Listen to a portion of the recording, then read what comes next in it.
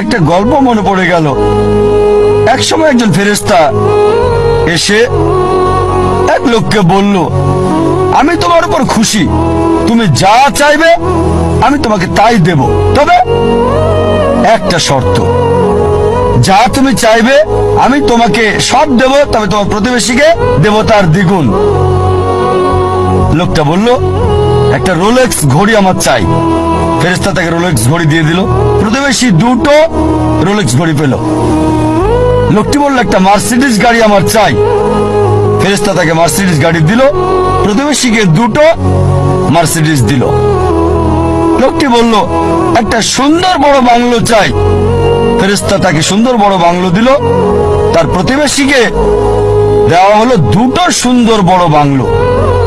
লোকটি পরে বলল, দয়া করে আমার শেষ ইচ্ছাটা তুমি পূরণ করে দাও। কি সেটা? আমার একটা চোখ তুমি নষ্ট করে দাও, যাতে কিছু আমি চোখে না দেখতে পাই। চিন্তা করেন, সে তার নিজের চেয়ে প্রতিবেশীকে নিয়ে বেশি ব্যস্ত। তার জীবন সহজ কিন্তু জটিল সেটা ভাবছে না সে। প্রাচুর্য কি দারিদ্রতা যাই থাকুক, সে বেশি চিন্তিত তার প্রতিবেশীর চেয়ে ভালো জীবন যাপন করা নিয়ে।